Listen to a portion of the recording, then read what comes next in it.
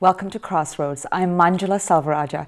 Happy belated International Women's Day to all the women out there, and I guess the men as well.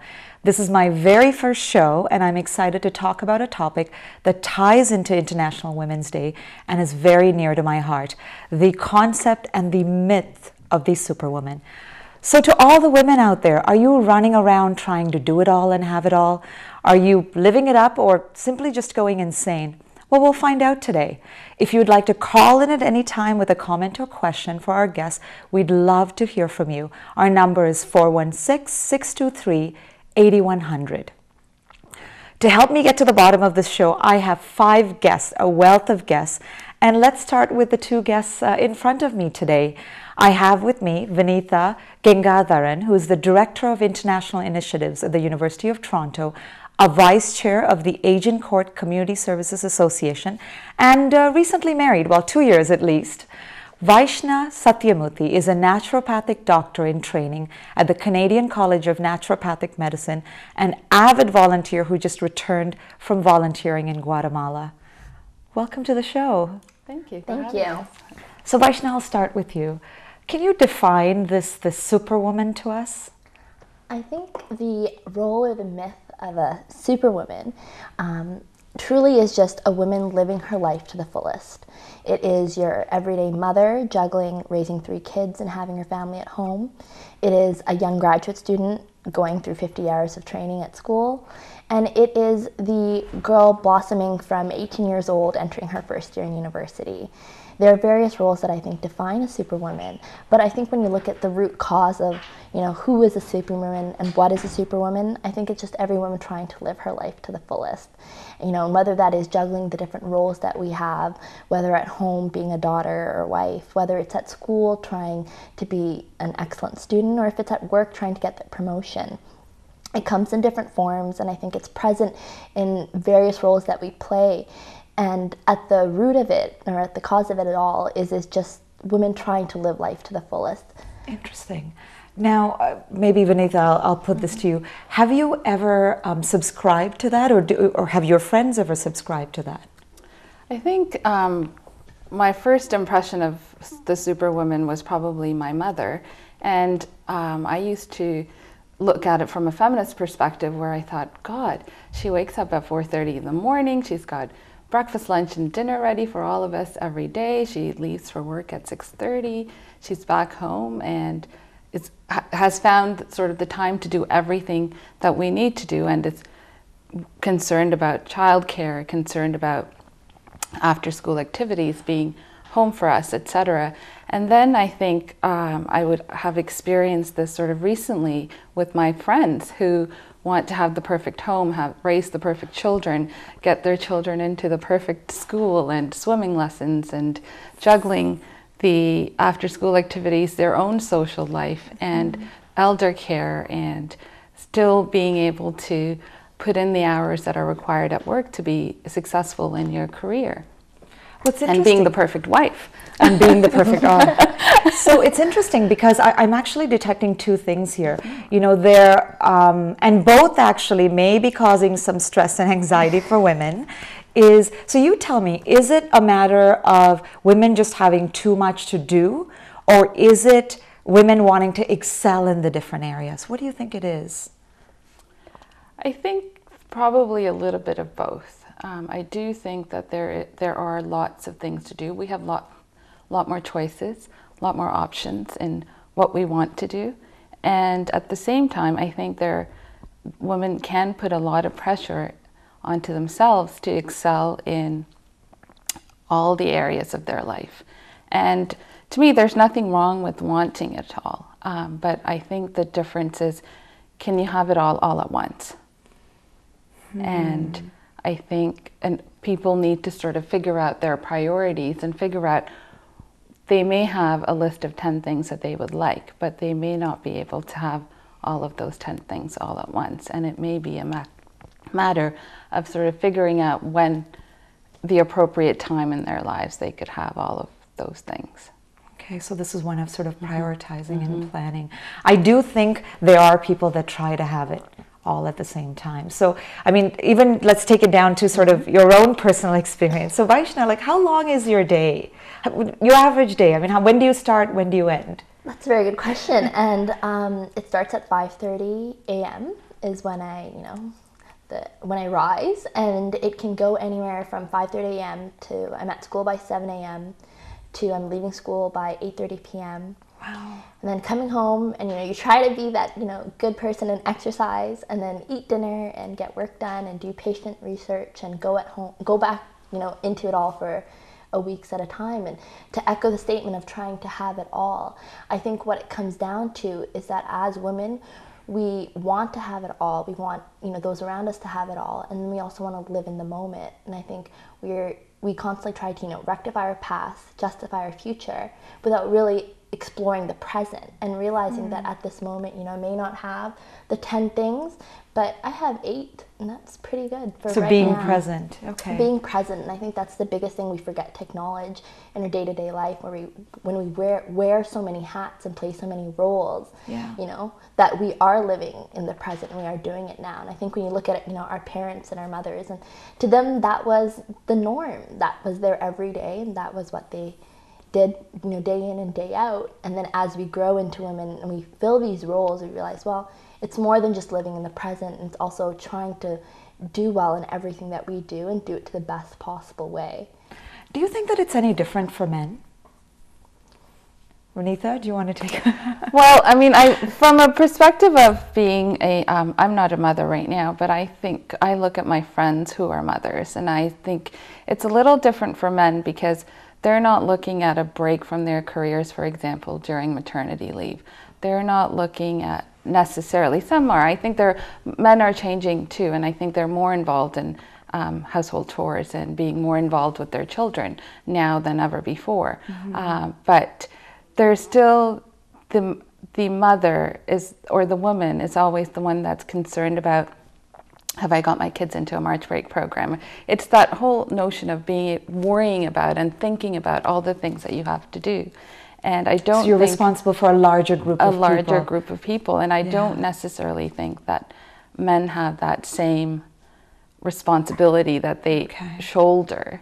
But I think to a certain extent that's changing too. I can see with my own group of friends where that's very different now than it was, say, 10, 15 years ago, where the men are more involved. I know a couple of men who've taken leave to be with their children once they were born.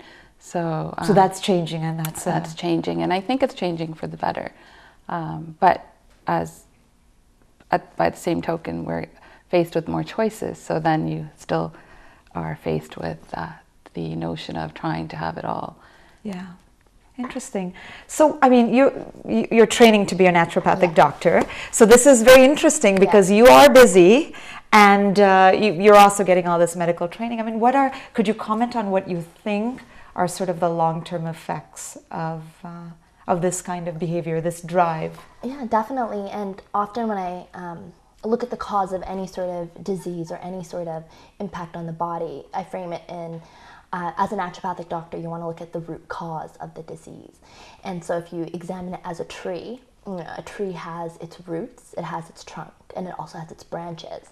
And without the branches, without the leaves, you have no trunk or root, right? And it goes vice versa.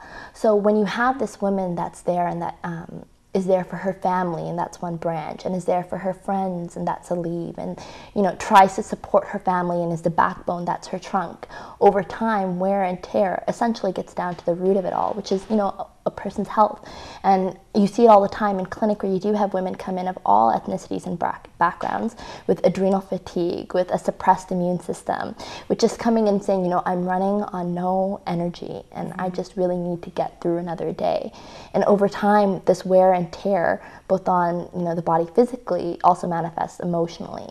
So I think is when we also tend to forget that at the end of the day, we are humans. We have a body, we have organs, we have a brain and a heart, and we do need to support ourselves and make sure that we do take self-care, which we often forget about when we try and fill these so many roles. Yeah, that's a valid point. I think we may have a caller. Do we have a caller? So I think we have a caller on the line. Please go ahead, introduce yourself, and Let us know your question. Yes, I'm Raji speaking. Hi there. And I'm Raji Kadikaran. Hello. Go ahead, Raji, with your question. You're on live with us. I have a question. Yes. All the women have family problems and kids, whatever they need. Always the mother has to take care of that. Anything, studies, their and the future thing, the school is all activity. Everything is the mother involved with the kid. Why the father not interested for this? And because the mother working and take care of the kids and cooking and cleaning and washing and everything, they want to do that because even they can handle it that. Even they get sick, doesn't matter. They have to take care every step, whatever, wherever the kids need it, the mother is always there. Yeah. I need it for the why this the situation for all the women have this situation. Do you have any question and answer for that? So I guess, Raji, what you're saying is that you think, if I can just rephrase your question, you think that at the end of the day, the mother always feels responsible for the different aspects of a child's life, and you're wondering why men don't step up to the plate a bit more. Is that right? Yes. Okay, great.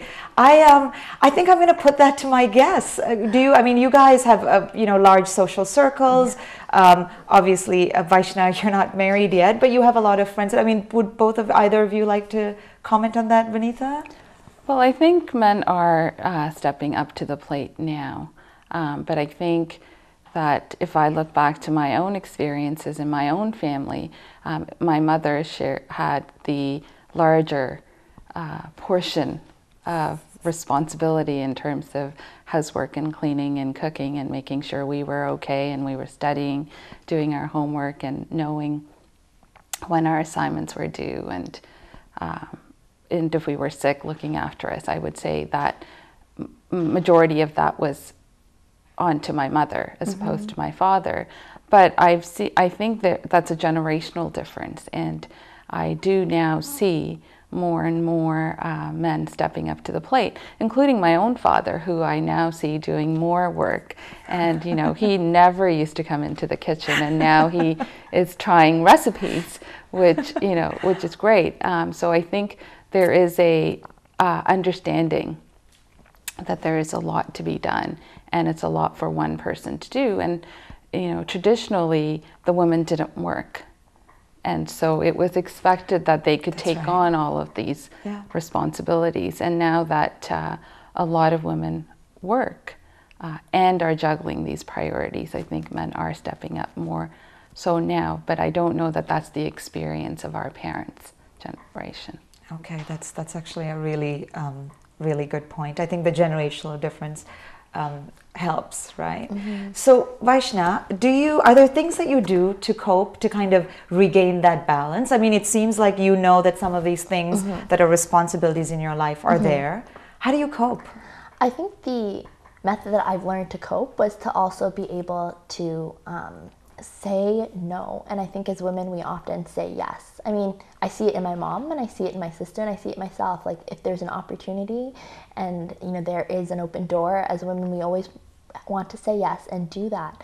But it's important to also acknowledge that as women, we do have a list of 10 things, and maybe adding the 11th thing is going to not work, and also have a negative impact on those 10 things already there. So that's one thing I've learned, is just it is difficult. Not everything you can say no to. I can't say no to patients, but I can certainly say no to a social event at the time if it doesn't work. And then accepting that. That's the second thing that I think with the newer generation is learning to also say no and accept that, you know, going and back, feel okay about feel okay about going. And do not have that guilt. That's right. Because Exactly. sometimes I think we also try to please a lot of people. It's baked in somewhere in there. Yeah. The DNA is baked in. So Vinitha, you mentioned to me when we were chatting before the show that you had, sort of 5 years ago, you had decided to sort of scale back or kind of revisited some things in your life. Tell me about that. So for me, I think the opportunities provided me with new experiences, and I had learned a lot from being able to actively engage with the community, with work, with school, with friends,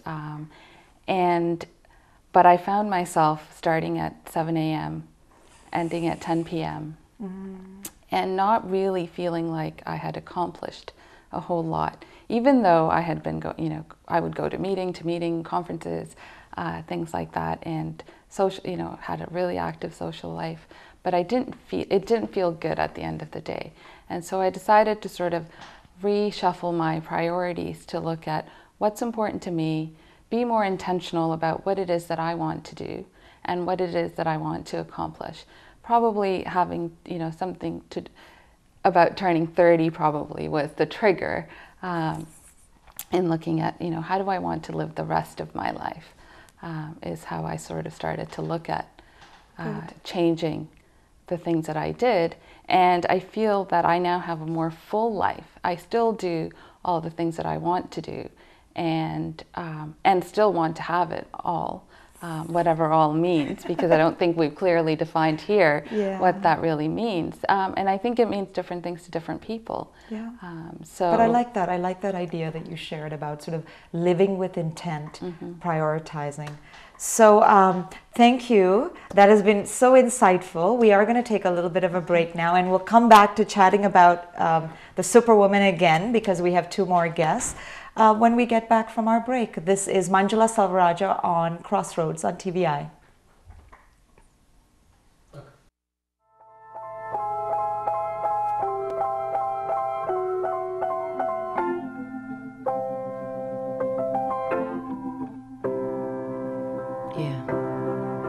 Everywhere I'm turning, nothing seems complete. Stand up and I'm searching for the better part of me. I hang my head from sorrow, so much state of humanity. So wearing on my shoulders, gotta find strength in me. Why's that? 'Cause I am a superwoman. Yes, I am. Yes, she is. Welcome back to Crossroads. We're talking about the myth of the Superwoman today, and I have with me in the studio Anjum Nair, an award-winning journalist and founder of masalamamas.com, an online magazine for South Asian mothers and moms-to-be, and Jyothi Ramesh, a psychotherapist and counselor with a master's in social work who's been working with individuals and families for over 19 years on everything from relationships to war trauma counseling. Thank you for being here. Thank you. Thanks for having us. Oh, it's a pleasure. This is a very intriguing. We've been getting a lot of interest in this topic, by the way, sort of on Facebook and comments that I'm getting. So Anjum, I'll start off with you. Readers and sort of writers on your site, what are they telling you about the pressures that they're feeling to sort of have it all, do it all, or just get through a day?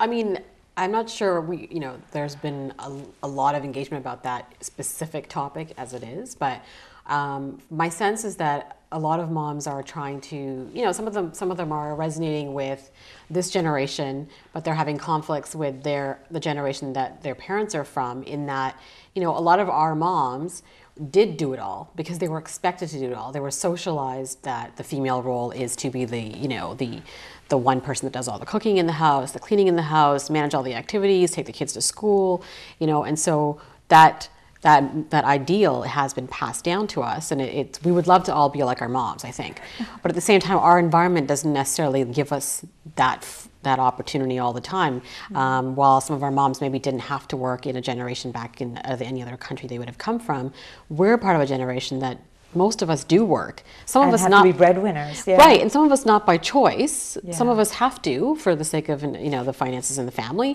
When my mom first came here, she was the breadwinner for 2 years. My dad couldn't find a job, so the roles got reversed in her life, and she had to make it work. But I never felt for a moment that she wasn't there. And the best advice that my mom gave to me that I think can be imparted on women of our generation is that just be in the moment. Quality is definitely greater than quantity. So my mom used to tell me, you know what, even if it's 20 minutes that you spend with your daughter or your son, just be there and don't be on your BlackBerry and don't be on the phone and don't be trying to cook at the same time. So I think that's really important. And I think a lot of the readers are resonating with that. They are feeling that they've managed to find a way to make that balance while still trying to embrace their cultural philosophies that would have been passed down to them. Interesting. And I mean, that takes me to sort of the next question about, Jyoti, if I can ask you this, do you think it's actually any different for South Asian women? Definitely. I think, I was chatting with you and telling you about even the South Asian food is a lot more difficult and more cumbersome to prepare. And we also have our own role expectations because of the culture, right? So that's a big factor in that too. That adds more pressure to a South Asian woman than other women in other cultures. Not to say they don't have it. I think I could relate to it a lot more being a South Asian, and definitely I feel the expectations are there because we also place a lot of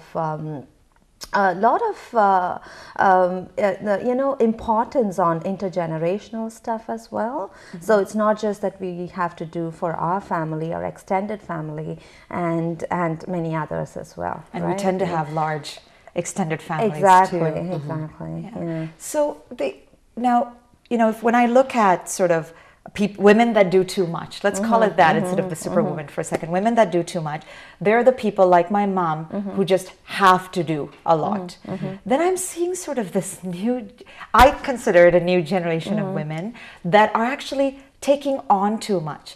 So there are moms, they're starting business on the side, Anjum, and then they also volunteer. They also lead the PTA at school. They're taking their kids to like 15 programs. I mean, what is driving them to do that? You think for that generation, what's driving them to do that? I think it's also wanting to do well for your kids, right? For every mother, I think wanting the best for the children is a huge priority. And a lot of what you're describing has to do with wanting to the best for the kids, right? That's the thing. And also we have taken on, there are more opportunities, I think, now to take on, many roles and wanting to do well with each and every one of that is an expectation, right? It's something that you have for yourself, and there is a societal expectations. And also there is also a lot of comparison, right? You have your friends' kids enrolled in 500 different things, and you feel that you're not being a good mom if you're not doing all those things, if you're not driving them to this or doing that and doing this, right? So then that kind of pressure is added on to the plate as well. Exactly. I don't know if you have, Anjum, something to add to that as well. Well, I totally agree. But I also think that we've set for our own selves the standard, the bar, so to speak, really high, whereas our mothers probably wouldn't have done that because we're influenced greatly by the mothers that raised us and the culture that we're part of. And in that culture, which is rich and has so much to offer, there's also that responsibility that, the mothers should be doing all that, like I mentioned. But so we're part of a generation that weren't those first immigrants that came here. They weren't struggling to make ends meet. They weren't doing all that. We had things sort of handed to us from our parents. So in our minds, at least in my mind, I think, my mom I didn't have to take 3 buses to go to work. I have a car. Great. Why can't I juggle all this? So I'm going to add more to it because I think I should do better. And then you've got a husband, he'll say, oh, well, so-and-so's kid is doing that and is in that school. We need to get him in that. It's all of that. So we have our our generational differences from our parents that are adding to that standard. We have our own standard, and then we have, like you're saying, our social circle. And sometimes some of us live in an extended family and they come with their own set of standards, like, why aren't you doing this? So I think we've set our standard really high and we're trying to make something happen that really isn't really realistic. So as a journalist, you're an award-winning journalist actually, and now that you have this online magazine, I'm curious to know if you think media, portrayals in media add to this. That's kind of a tricky question. I think it can, but I don't think it does it any more than it would have 7 years ago. I don't think so. And I don't know. I mean, as far as a parenting perspective, I don't feel like media plays a very big role in my life on dictating the kind of parent I should be. Okay. I think the biggest thing that makes an influence in my life is my own social circle and my parents, because they play a bigger role. So that's my opinion. Frankly, and do you even have the time left over to watch TV to be? Yeah. But I think, it's interesting because I look around at the families that I know, and I wonder if we're trying to make tired the new norm. Because so obviously, there are women that are trying to do a lot. Then I look at their children, and there's this like culture of over-programming that you mentioned. So what is the effect of that? Definitely, it's a huge pressure on the children and to the parents, right? It's how much is enough. How much do you have to expose them to, which is a good exposure, and how much is it too much that they get turned off by that, right?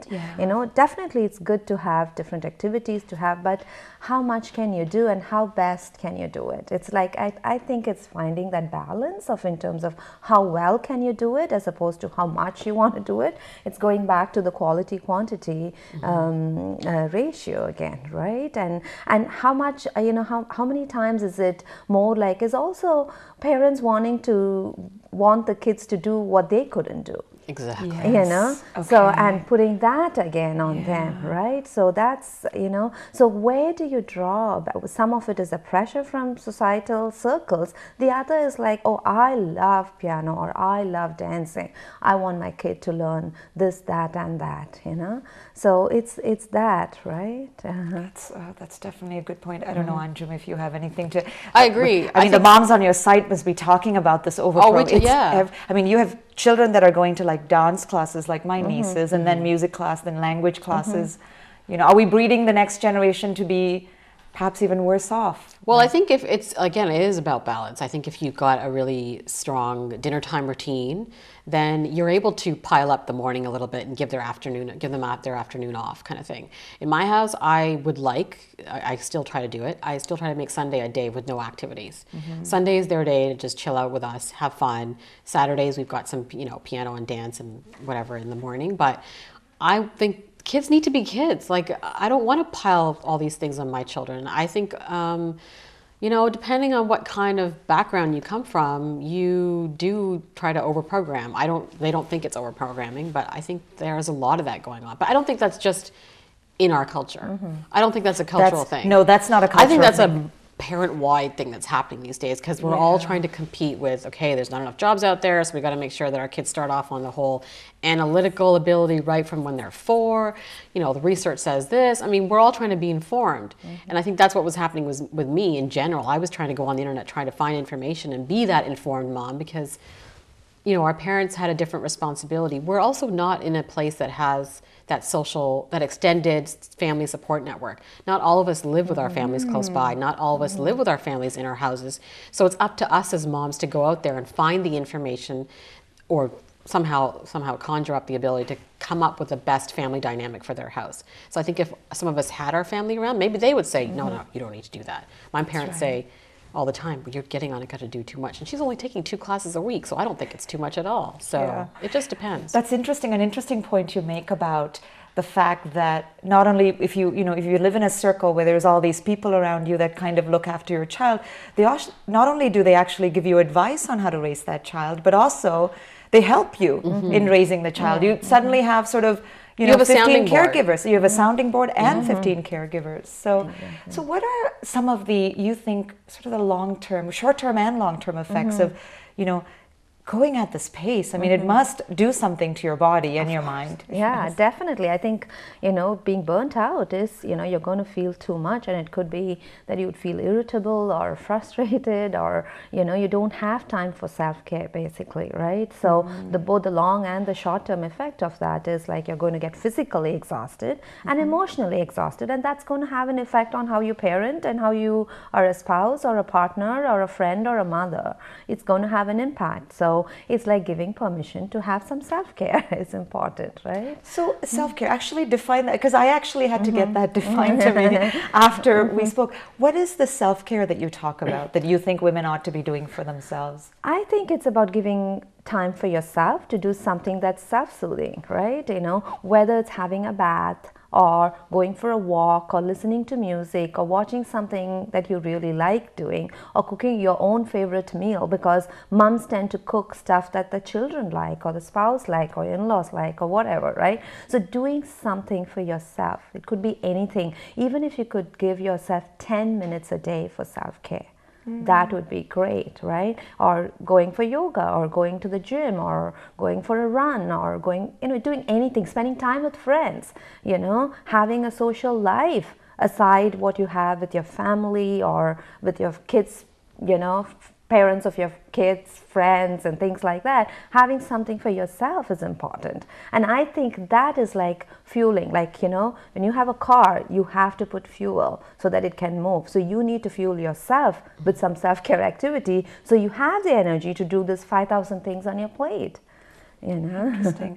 It's interesting because I do think, what are some of the things that you think, you've mentioned self-care. What are the things that women drop when they get busy? Self-care, I would say, is one. And you don't even think about, it's almost like, oh my God, people get confused about being selfish and doing self-care. Exactly. I think that's the difference people have to differentiate. You really think it makes a difference, taking that 10 minutes or 15 minutes to yourself? It makes a huge difference. It makes a huge difference. Because it's me time. It's time for you to kind of just sit and, ponder. Okay, what was my day like? Okay, whatever it is you're thinking about, you're not thinking about the kids.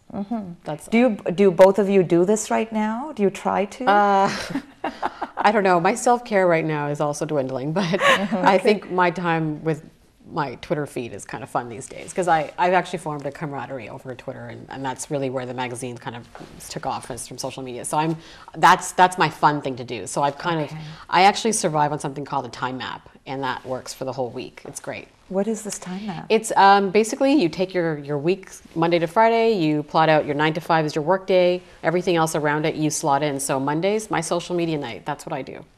Interesting. So that's a hobby. Would that count? So that's my definitely. Okay. I definitely have self-care time. I'm just coming off from a brunch with my friends. Same thing, yeah. So you plot in social stuff. It is like whether it's my yoga or it's my walk or time. I do have that. I don't think I can survive without that. So what are some other coping strategies that you think, we've focused on moms because we have moms here, but I think Vaishna, who was here earlier, she's in her early 20s. She's just graduating and her day's from 7 to 10. Right? So, what are some of the coping strategies or things that you would recommend, things you would say to your younger self? As I think CBC did a thing on that. What would you suggest to them that they can do to kind of course correct? I think people have to kind of think about what self-care means to them, right? So I can suggest like reading is good for me, but if somebody else is not interested in reading, right, then I always tell my clients, think about what do you love to do? If you had all the time in the world and you had the liberty to do it, what would you do? Would that be like just doing your nails or soaking your feet in warm water for 10 minutes in Epsom salt or having a bath? Like how many mothers have to rush in and rush out of the shower? Story of my life. Yeah. So it's like, little things make a difference. It's just just advocating for yourself and allocating maybe 10 minutes a day.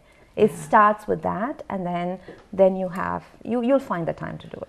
And what would you say to women who do too much? As far as starting young, I would say, take that time to be having that coffee with your friend or sitting down with your paper and having that tea. And, there's a lot of stigma out there that you can't go out and see a movie by yourself or you can't sit in a restaurant by yourself.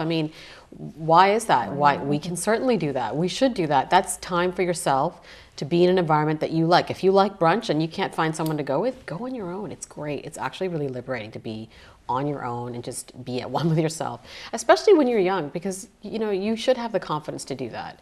We shouldn't wait till we're 40 to have that confidence, To have that. And it's interesting, there's actually, which brings me to your site, there's actually an interesting article about doing that alone on masalamamas.com. I also wanted to mention to our viewers that Anjum is looking for people in the Canadian Tamil community who are interested in contributing, moms to be, people with a South Asian connection, or moms, South Asian moms. She's looking for Tamil Canadians who'd be willing to contribute. So if there's anyone that's interested, please drop us a line on Facebook and we'd be happy to make that connection. That'd be great. Thank you so much. That was great feedback. We are going to take a break. This is Crossroads with Manjula Salvaraja, and we'll be back with the co-founder, one of the co-founders of tamilculture.ca.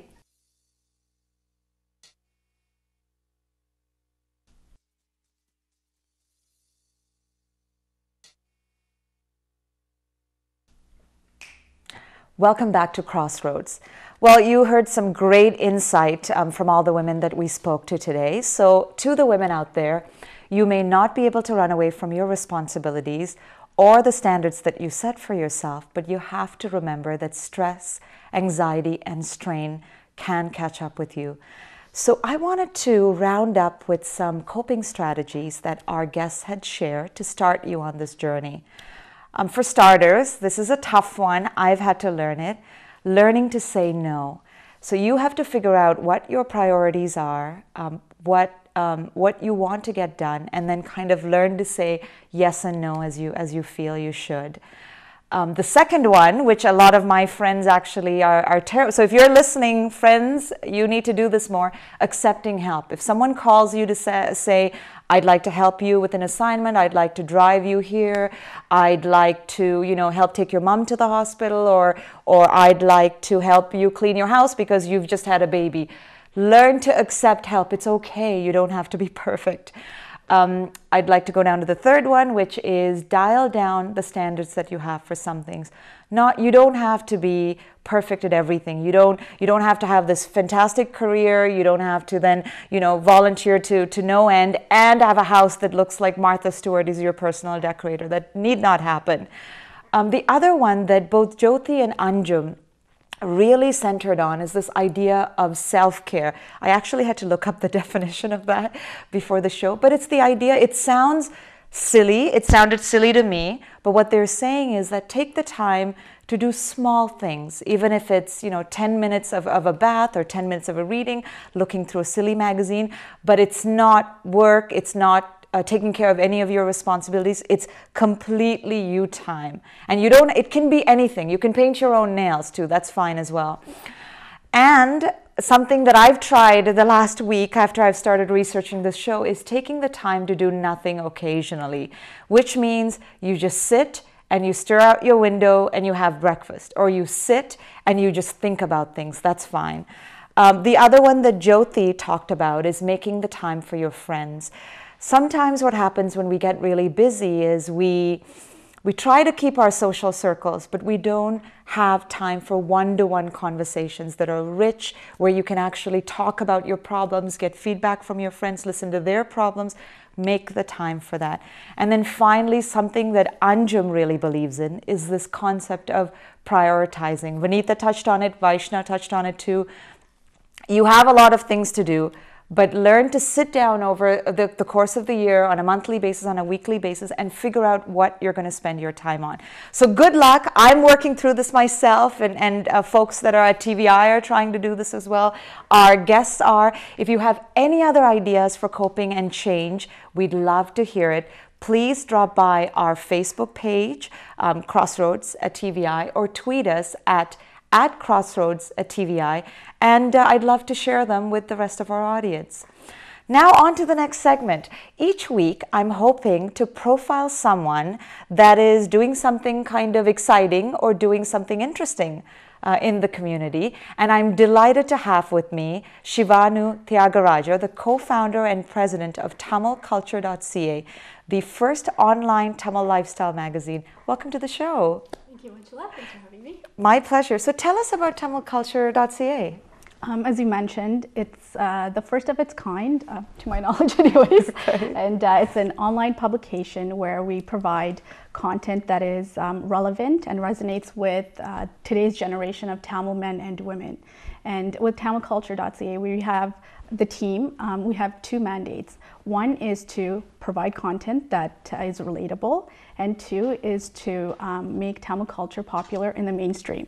So we would like to take the great aspects of our culture and share it with the rest of the world and other communities, not just within Canada, but across the world. So those would be our two main goals. So give me some examples of content that I may find. I mean, I've seen some exciting things. Share with our audience what you would find on the site. Sure. So the content that we have, it's divided between articles as well as video content. So in terms of our video content, we try to go out into the community and engage with other great organizations such as CTAA, ALM, CTC, and find out what kind of events they're doing. And we have a show called TC on the Street where... Very popular show. Exactly, yes. with our hosts. Fantastic hosts, yeah. Arnon and Alan. And they interview people from the community, find out what's happening. And this is a good way to highlight some of the great events that our community supports and some of the fundraising efforts that we do. So that's one aspect of what we do. We also have a cooking show called TC Kitchen. We're actually filming... I'm using that to learn. So you can't cut that show. Okay, we're eating better at home because of it. Sounds good. And through TC Kitchen, what we try to do is pick popular dishes and show people in a very quick way how to make them. And it's not just for our community, but for other people to learn how to make popular Tamil foods. In terms of articles, some of the things we cover are dating. I know that members of the older generation may think, what does this have to do with Tamil culture? Tamil culture is not about dating. And my answer to that is, we live in a community where people that are around my age and younger are exposed to two different cultures.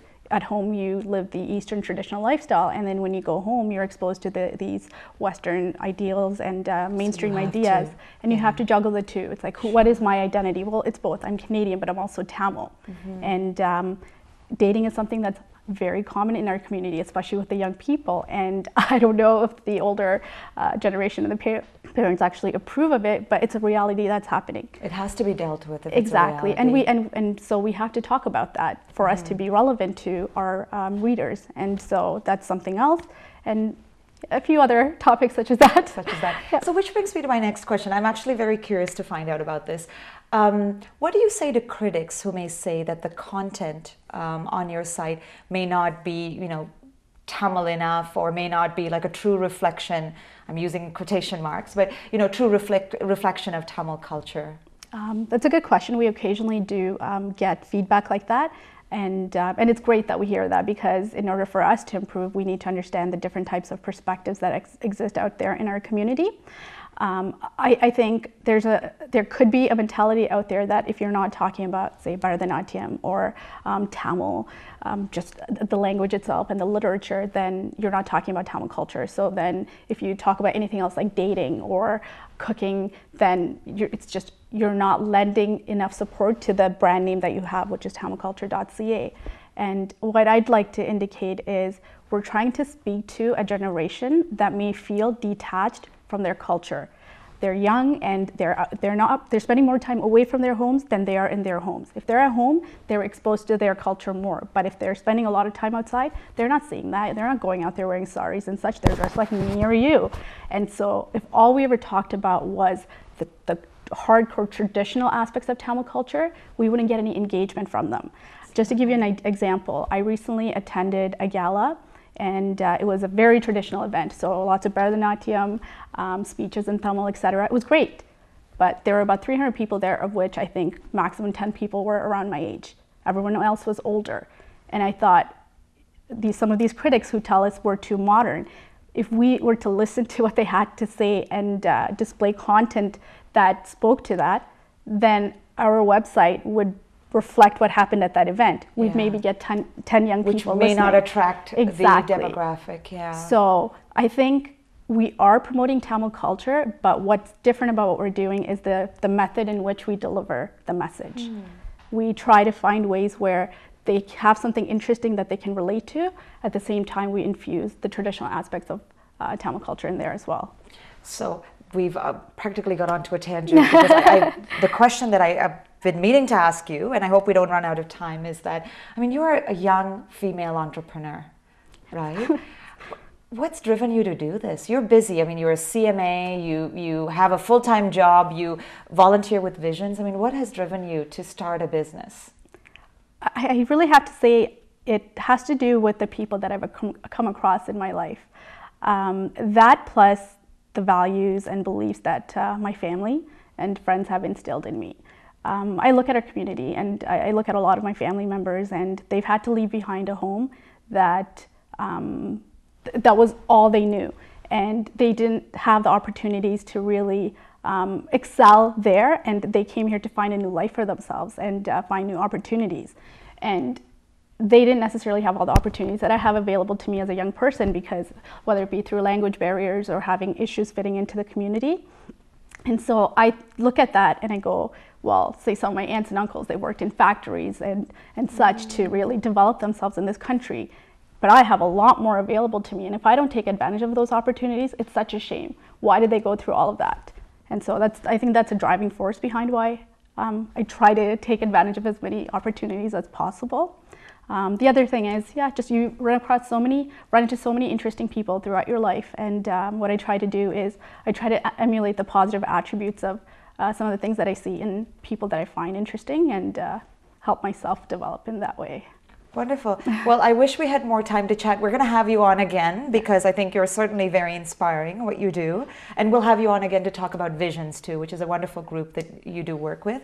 So that brings us to the end of the show. To find out more, please go to tamilculture.ca. You can see some, work there, and you certainly find out more things about what's going on in the community. Thank you for joining us. This has been a load of fun. Don't forget to tune in next week when Pratikandavale is on.